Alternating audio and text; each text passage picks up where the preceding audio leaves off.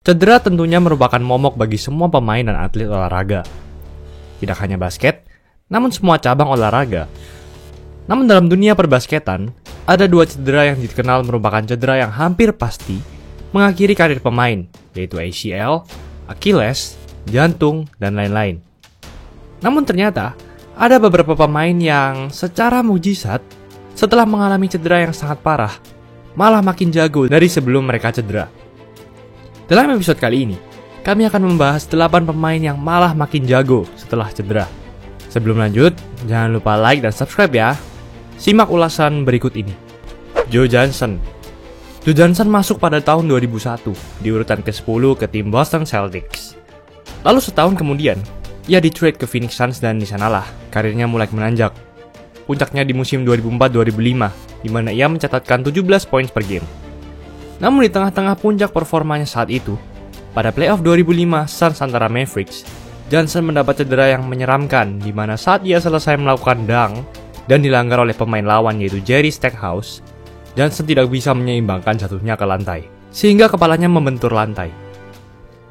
Akibat hal tersebut, ia harus dioperasi akibat ada tulang di bagian wajahnya yang retak dan mendapat banyak jahitan. Johnson bahkan tidak bisa mengingat apa yang terjadi saat ia cedera. Tanpa Johnson, Suns pun dieliminasi dari playoff. Namun sejak hal ini terjadi, ketika ia berpindah ke Hawks di musim selanjutnya, performanya malah menukik tajam. Ia menjadi All-Star 6 kali berturut-turut di Hawks dan bahkan mencatat 25 poin per game di sana, tertinggi di karirnya. Saat ia pindah ke Nets pun, ia lagi-lagi menjadi All-Star pada 2014. Hal ini terbukti bahwa cederanya di kepala justru malah membuatnya makin jago. Shaun Livingston. Pada tahun 2007, mungkin Shaun Livingston menjadi pemain yang mengalami cedera paling menyeramkan kedua dalam sejarah olahraga, masih di bawah Kevin Ware. Saat melawan Bobcats, setelah melakukan layup, Livingston mendarat dengan tidak stabil, hingga membuat kakinya miring. Dokter mengatakan bahwa ligamen ACL dan PCL-nya robek, serta MCL-nya terluka. Bahkan dokter ada yang mengatakan bahwa kakinya harus diamputasi. Bayangkan saja, bila Anda menjadi Livingston, orang yang pastinya pemasukan pertamanya berasal dari basket, tiba-tiba didiagnosa harus mengamputasi kaki Anda. Pasti Anda depresi. Dan parahnya lagi, saat ia cedera, ia berada di akhir kontraknya dengan timnya, yaitu Clippers. Dan benar, tidak ada tim yang mau mengambilnya, dan ia menjadi unrestricted free agent. Namun, ia tidak putus asa. Ia pun melakukan rehab, berlatih, dan akhirnya pada 2008 secara mengejutkan, dokter berkata bahwa ia boleh bermain basket lagi. Namun, perjalanannya tidak mudah, di mana ia harus berpindah-pindah tim selama 8 kali, hingga akhirnya ia menemukan rumahnya di Golden State. Ia pun menjadi faktor utama Golden State meraih 3 juara, di mana ia menjadi pemain cadangan yang sangat solid. Jamal Crawford. Pada tahun 2003, Jamal Crawford bermain di Chicago Bulls. Ia mencapai performa puncaknya dengan mencatatkan 17 poin per game, tertinggi dalam karirnya saat itu. Namun di suatu pertandingan melawan Timberwolves, Crawford mengalami cedera leher yang mungkin bisa saja mengakhiri karirnya, atau bahkan hidupnya. Ingat, leher itu dekat dengan nyawa. Crawford pun harus digotong dengan menggunakan penyangga di lehernya. Namun tak lama kemudian, setelah ia kembali, entah kenapa ia malah menaik. Musim selanjutnya, ia pindah ke New York Knicks dan mencapai performa puncak dalam karirnya. Ia mencatatkan 20 poin per game di New York. Dan kita semua tahu, ia juga sangat terkenal dengan gaya crossovernya yang unik. Meskipun di usia yang sudah tua, ia masih bisa menjadi 3 kali Sixth Man of the Year. Danilo Gallinari. Pemain yang berasal dari Italia ini bisa dikenal sebagai salah satu pemain Italia terbaik sepanjang sejarah. Namun pada tahun 2013, ia pernah mendapat cedera ACL yang mengharuskannya menepi sampai akhir musim. Padahal sebelum ia cedera, ia mencatatkan 16,2 poin per game, terbaik dalam karirnya saat itu, dan ia menjadi pencetak poin terbanyak bagi timnya, Denver Nuggets. Tahun kemudian, akhirnya ia kembali lagi. Namun ia tak langsung menjadi hebat. Statistiknya pun menurun menjadi hanya 12 poin per game di musim ia pertama kali kembali. Namun dengan latihan konsisten dan mengabaikan semua orang yang meremehkannya akibat cederanya, ia pun kembali lagi. Ia pun mencatat hampir 20 poin per game di musim 2015-2016. Lalu saat ia pindah ke Clippers pun, ia berhasil membawa Clippers ke playoff pada 2019 dengan raihan hampir 20 poin per game, tertinggi di karirnya.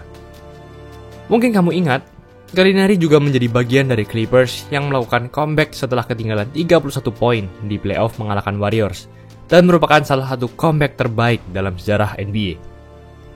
Zach LaVine. Mungkin kalian semua sudah mengetahui bahwa musim ini adalah musim terbaik Zach LaVine selama karirnya di mana ia menjadi All-Star dan sukses membawa Bulls bersaing dengan tim-tim hebat lainnya. Namun ini semua tidak terlepas dari akibat cederanya. Pada tahun 2017, Zach LaVine mendapat cedera ACL dan harus menepi sampai akhir musim. Padahal saat itu, LaVine sedang berada di puncak karirnya, di mana ia mencatat 19 poin per game. Namun Timberwolves tidak melihat prospek yang baik dalam diri LaVine. Ia hanya akan selalu dikenang sebagai pemain yang hanya bisa ngedang saja, namun tidak akan membawa sebuah tim menjadi hebat. Akhirnya, sebelum LaVine sempat kembali lagi membela Timberwolves, ia di-trade ke Chicago Bulls. Hal tersebut tentu membuat Zach LaVine sakit hati, karena tidak dipercaya oleh timnya. Namun, dengan latihan, konsistensi, dan pembuktian kepada mantan timnya, dan ke semua orang bahwa ia bukan hanya pemain yang bisa ngedang saja, akhirnya ia berhasil. Di musim ini, ia mencatat 25,5 poin per game, tertinggi dalam karirnya, dan tentunya menjadi All-Star. Dengan trade Nikola Vucevic yang berpindah ke Bulls, tentu menjadi bantuan besar bagi LaVine untuk membawa Bulls kembali lagi berjaya dan masuk ke playoff. Paul George. Hampir pasti Anda sudah mengetahui cedera ini. Salah satu cedera paling menyeramkan dalam sejarah basket. Sialnya lagi, cedera ini terjadi pada saat George berada di puncak-puncak kejayaannya di Pacers dengan mencatat 21,7 poin per game, tertinggi dalam karirnya saat itu. George pun harus menepi hampir semusim. Saat musim 2014-2015 hampir berakhir, George sempat kembali, namun hanya mencatat 9 poin per game. Di titik itu, tentunya George sangat down dan ia ragu apakah ia bisa kembali menjadi dirinya yang dulu. Namun ternyata, keraguannya bisa ia patahkan. Ia pun langsung menjadi All-Star di musim selanjutnya dan terus-menerus masuk dalam jajaran All-Star hingga musim ini. Saat di Thunder, ia mencapai puncak performanya dengan 28 poin per game, tertinggi dalam karirnya, dan 2,2 steals per game, memimpin Liga NBA. Dominique Wilkins. Ada alasan tersendiri mengapa Dominique Wilkins bisa berada di urutan kedua list ini. Pada musim 1991-1992, Wilkins terkena cedera Achilles yang membuatnya menepi hingga akhir musim. Padahal saat itu, sebelum ia cedera, ia mencatatkan rata-rata 28 poin per game.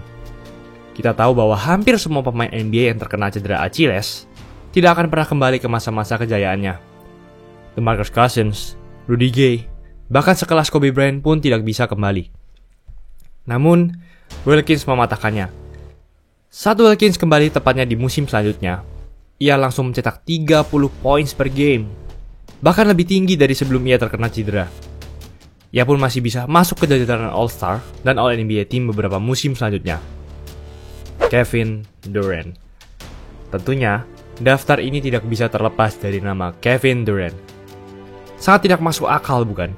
Bagaimana bisa seorang pemain yang sudah terkena cedera Achilles dan tidak bisa bermain semusim penuh, namun saat kembali, langsung menjadi kapten tim All-Star? Kevin Durant mendapatkan cedera Achilles saat final NBA melawan Raptors pada 2019. Dan tentu, akibat hal tersebut, Warriors pun kehilangan motor utama offense-nya dan kalah dalam perebutan juara tersebut. Durant pun berpindah ke Nets, namun tidak bermain semusim penuh pada musim 2019-2020. Anehnya, saat ia kembali di musim ini, ia malah mendapat raihan 27 poin per game. Hal ini bahkan lebih tinggi dari sebelum ia cedera Achilles di Warriors dengan 26 poin per game saja. Itulah ulasan mengenai episode kali ini.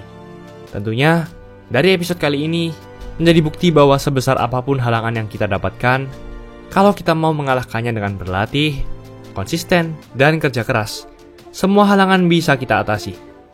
Dan jangan down dan malu bila Anda mendapat cedera parah. Karena mungkin saja, setelah hal tersebut, Anda malah menjadi makin jago. Jangan lupa like, komen, dan subscribe agar channel ini bisa berkembang dan menghasilkan video menarik lainnya. Thanks for watching. I'll see you in the next video.